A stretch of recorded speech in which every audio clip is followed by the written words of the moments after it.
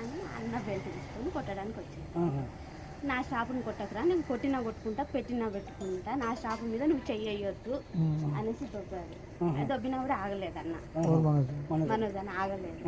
దానివల్ల ప్రశాంత్ దెబ్బ కొట్టిండు అన్న. సార్ ఏంటంటే కొట్టొద్దు నా షాపు, నేను భయం పెట్టుకుంటాను, కొట్టకురా అన్నాడు. ఇద్దరు దానివల్ల ఇక ఆ షాపు గురించి ఏదంతా గొడవ, తండ్రి కొడుకులు నెట్టుకున్నారు. అసలు దెబ్బలు నాకు తెలిసి దెబ్బలు తగ్గలేదు, ప్రేట్ చేసుకున్నారు. దెబ్బలు తల్లి అంత ఇది ఏం పాత ఉన్నాయి. అది ఇది ఒకటేసారి అన్నదమ్ములకు మంచి బద్దలు ఉన్నాయి. ఏమన్నా మౌనిక మేడం చేసుకోవడం ఇష్టం లేదు, ఫస్ట్ నుండి వాళ్ళకి ఇష్టం లేదు.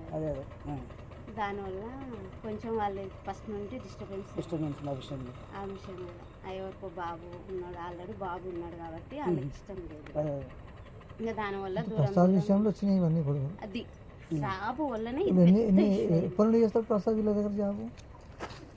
ప్రసాద్ జాబ్ వాడు 6 సంవత్సరాలు 4 సంవత్సరాలు ఇక్కడ హైదరాబాద్ కాదు సార్ దగ్గర.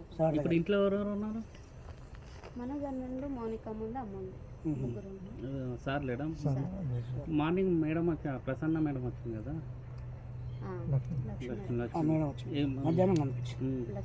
అంటే ఏమన్నా సంజాయించిందా లేకపోతే చెప్తుంది ఇంకా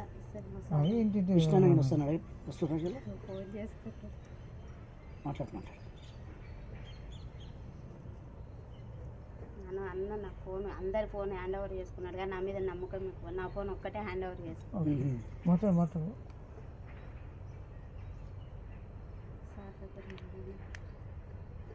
ఎన్ని గంటలకు అయింది?